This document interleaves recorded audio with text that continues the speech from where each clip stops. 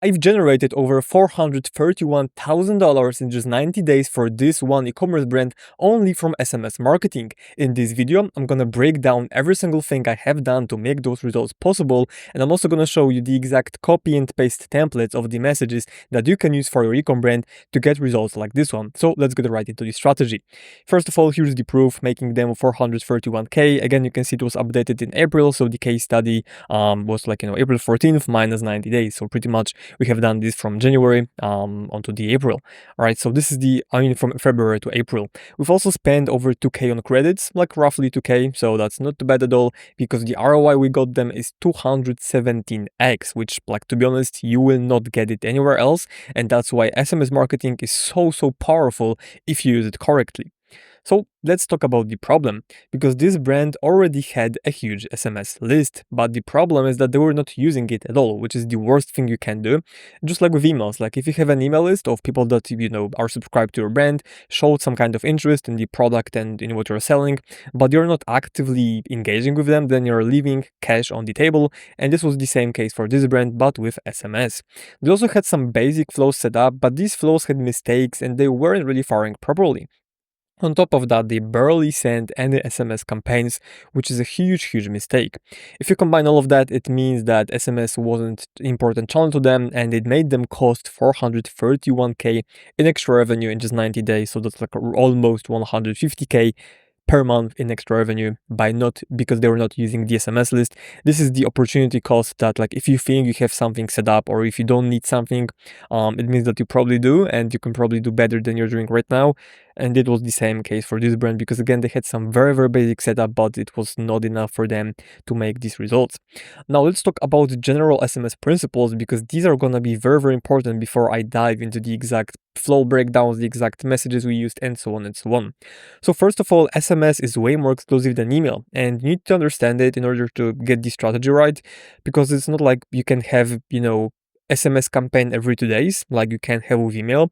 You shouldn't be really sending between 3 to 5 SMS campaigns per week. I mean, you can do it, but if you do it, then most likely you're gonna burn through the list very quickly, and people are gonna just keep unsubscribing, and the list is gonna be shrinking because you're gonna have way more unsubscribes than subscribes per day or per month.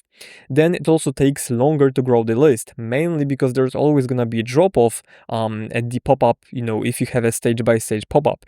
If you're asking for email and SMS input field simultaneously, then you're usually missing out on more email signups, because if people have to enter 2 data points instead of 1, it's more friction for them. They're technically risking more because them giving you data is a risk on their end. So they really don't want to do it. That's why you shouldn't be asking for both at the same step. You should have 2 separate steps. First one being email opt-in, second one being SMS opt-in. And again, it will take longer to grow the SMS list, because from what we're seeing, the drop-off is usually between 50 to 75%. So let's say that you have 100 people entering their email address and it's not 100 people seeing the pop-up. Let's say you have 10% conversion rate on the pop-up, okay?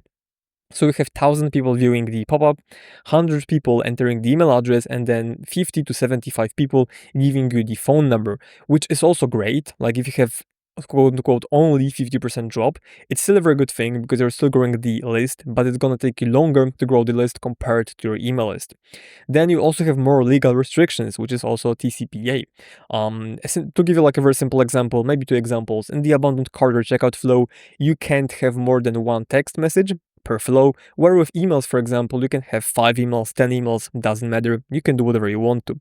Secondly, you also have something like quiet hours, which usually is sending messages during nighttime. The best practice is to have this turned on, so prevent your SMS provider, from sending during nighttime, because if you do it and someone gets really mad, they can sue you. And I think I saw the case where they're paying like $500 fee per message sent, and if you send it to 1,000 people, 10,000 people, it's gonna add up very quickly, and you will be pretty much drowning in legal fees. So make sure that you follow the legal restrictions as well. And I'm not a lawyer, it's not like a legal advice, it's just something you need to be aware of when coming up with your SMS strategy. Then you also have way higher click rates with SMS. With email, it's, I don't want to say like impossible, but it's very rare to see click rates being 20%, 25%, 30%. But with SMS, it's not unheard of. If you have a good list, if you're not blasting them every single day, this kind of click rate is 100% possible. And then secondly, or like lastly, the better ROI is, like technically like a general principle, but overall SMS is gonna get you better ROI than email, mainly because you're not sending it directively, and then secondly, you should be using the right segments that are giving you good ROI. So blasting the whole list is gonna cost you more money. That's why you shouldn't be doing it. You need to be using segments, so then you're getting better ROI on your credits that you spend. Now let's talk about the flows. So this was the first part of the strategy. Again, usually the list growth would be the first part, but this brand was already growing the list. We have also improved their opt-in in the meantime, their pop-up, so that was not a problem. Their main problem was not monetizing the list and not doing really anything with those people that joined the list and subscribed to their SMS list. So for the flows, similarly to emails, we had a few core ones, and honestly, this is more than you need. This is more than enough for your SMS setup. If you have all of these flows, you're gonna be doing completely fine. So the first flow was welcome flow, then we had abandoned cart and checkout, we also had browse abandonment, back in stock, and then customer winback. Now I'm gonna walk you through all of them step by step, showing you the exact text messages that you can use for your brand, copy and paste, so make sure that you watch this whole video. Now this was the welcome flow, so we had the two texts here. The first SMS was sent instantly after subscribers opt in, and the second one was sent after just 1 day.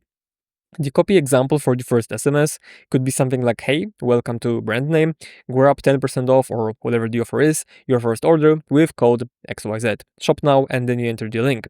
Now, you might be wondering, like, why is it so short? Shouldn't be I giving people more information, maybe more context? And the answer is no.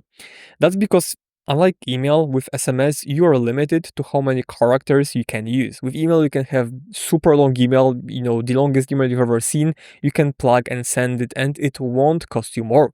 With SMS, you're paying for every single character above the limit, right? Not every single character above the limit, but let's say one credit in Klaviyo is 160 characters. If you go above 160 characters, then you have a limit of 300, I think 58 or something. If you go above that, then you have another limit, and so on and so on. And these credits keep up stacking. And you need to be very careful with this, because yes, you can have your text messages longer, but you need to remember that every single character above the limit is gonna cost you more. That's why these messages in flows in general, and campaigns too really, are gonna be very, very short and snappy, because again, like, SMS is way more exclusive, so we don't want to be, if you receive a text message from someone and it's super long, you probably won't read it. But if it's short, snappy, that's exactly what you need, because first of all, you'll be saving on your credits, and then secondly, this is how the channel should be, executed, right? Like, you should be having short, snappy messages, minimum context, enough for someone to make a click and then make the buying decision on the website. The SMS does not do the selling.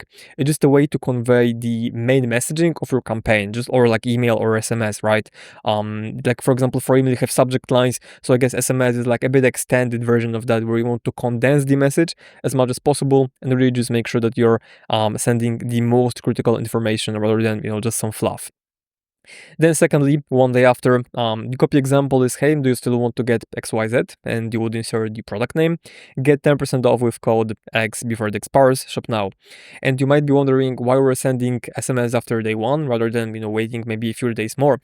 And the reason is simple. The majority of the people who opted in are gonna drop off after like 1 day or 2 days. So after the first 1 or 2 days, the chances of someone buying drop by like 80 to 90%, which is super, super low, because it means they're dropping to like 10 or 20% chance that someone will buy.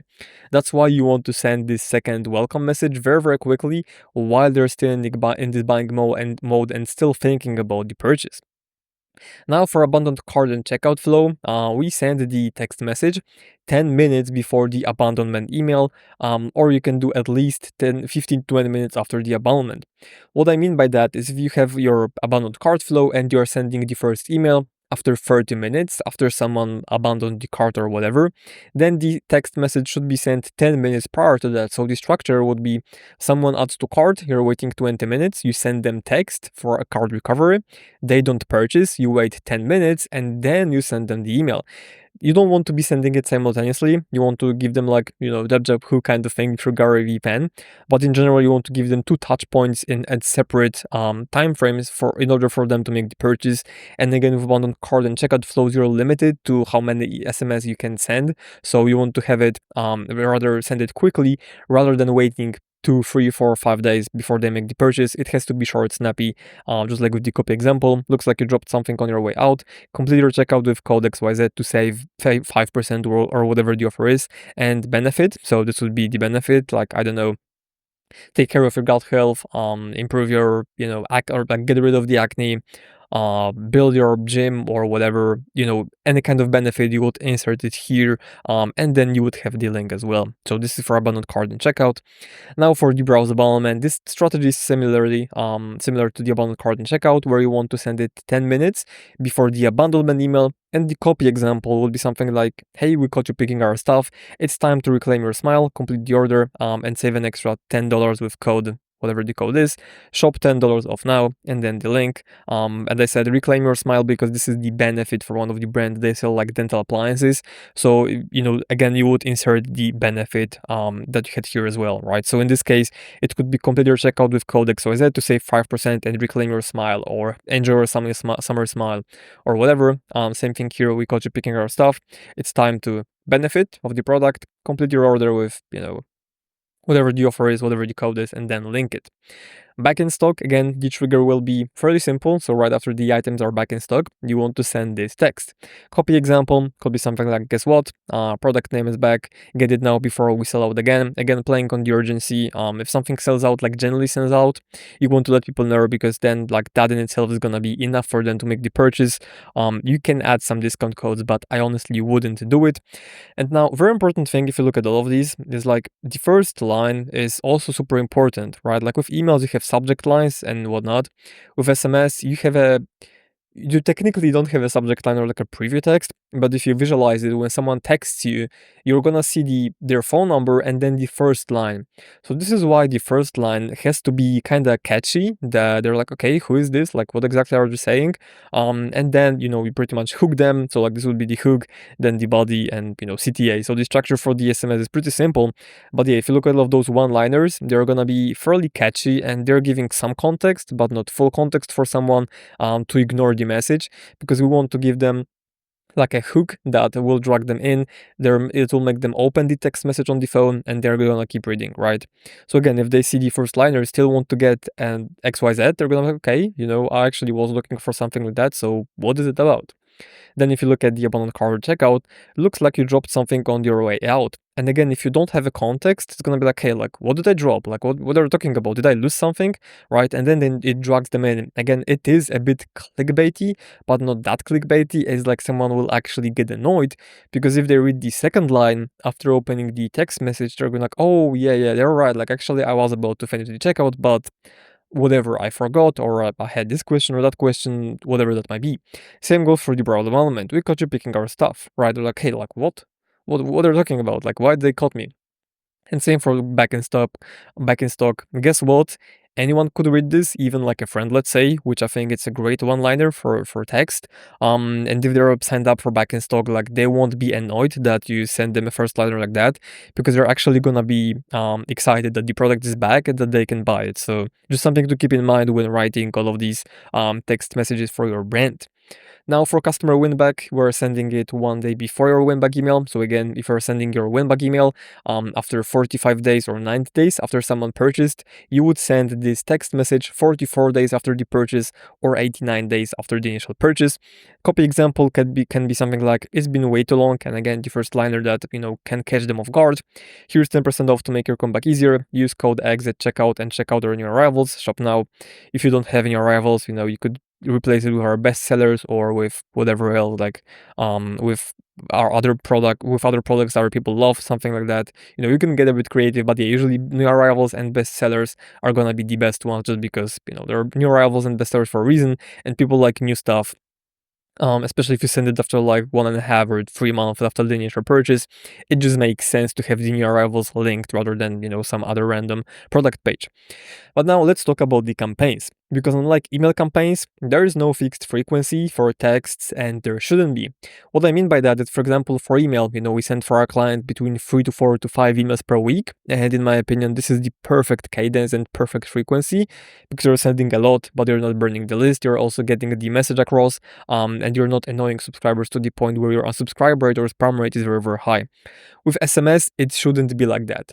You should treat SMS campaigns exclusively, like I said before, and send them only when you have any kind of big announcement, run a sale, drop a new product, restock the products, welcome. You can also do welcome code resends, win back code resends, or have another major event planned that isn't any of the above events. For this brand specifically, we send quite a lot back in stocks, sale collection pushes, and product specific discounts. Let me explain. Sale collection pushes, essentially they had like a sale collection on their website, which had the regular items at a discount. It's as simple as that. And these products were rotating, so there wasn't like fixed collection. It was actually dynamic, so these products were rotating. So it made sense for us to send this text once per month, let's say, or once every 2 weeks. Be like, hey, we added new items to the sale collection, check it out and save now. And then product specific discount. So we had some products that we really wanted to push, and they were also included in the sale collection. But we know that, okay, like we want to put more emphasis on these products and we want to sell more of them. So instead of pushing someone to the whole collection, we were pushing them to a specific product just to make more sales of this specific product. It's just as simple as that. But the main point of this slide or of this strategy is that you shouldn't be forcing yourself to send SMS campaigns. With emails, it's a bit different of a story, but again, with SMS, it's way more exclusive. People are actually getting, like a text message. So, it could be anyone messaging them, but it's you promoting a product. So if you overdo it, they're gonna get annoyed.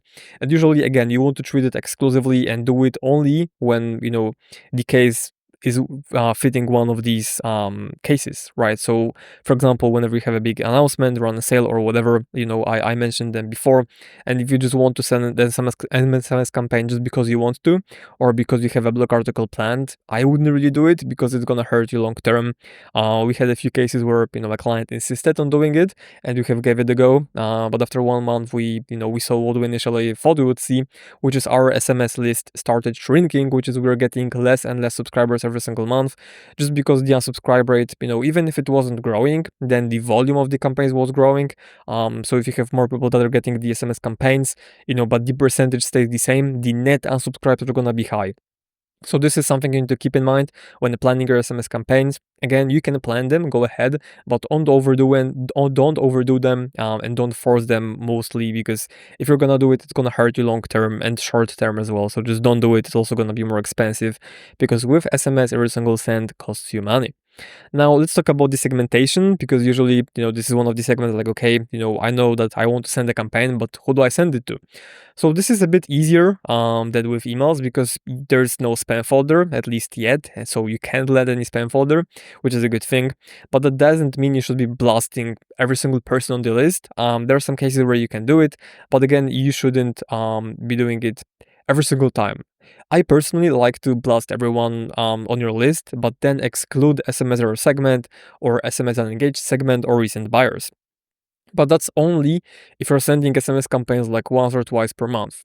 If you're sending more than that, then blasting your SMS list is not the best strategy. If you're sending just one text per month, if you blast everyone, it's fine. It's not gonna cost you that much money. People won't get that annoyed because it's only one text in a month, which isn't like terrible, right? Like one per month is completely fine. But if you do more than that, like 3 to 4 campaigns a month, then you want to go ahead and have a bit more strategic approach. And usually the segment that you will do is people who clicked an SMS. It's just as simple as that. For email, you have opened or clicked email. For text messages, we can't track opens, but we can track clicks, which is exactly what we're doing. And I would recommend you use any of these segments if you plan on sending more campaigns than like 2 per month. You would have clicked SMS in the last 90 to 120 and 180 days, which is going to be everyone.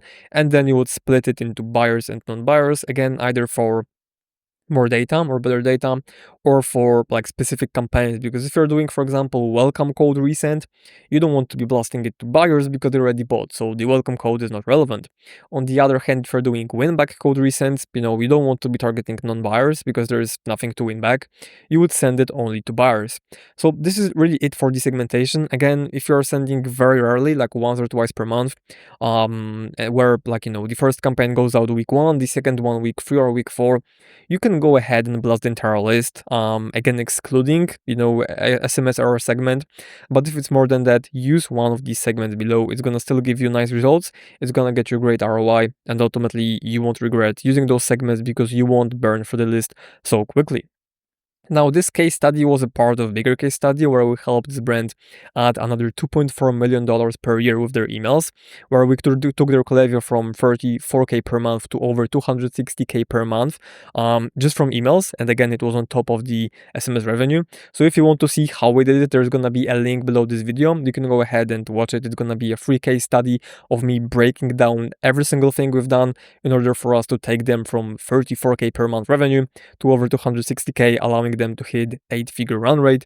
So yeah, it's going to be entirely free, linked in the description down below, also in the pinned comment. Make sure you watch it, but other than that, it's going to be this for this video. I hope you enjoyed it, and then make sure to watch the other one, which is going to be recommended by YouTube. Thank you. Cheers.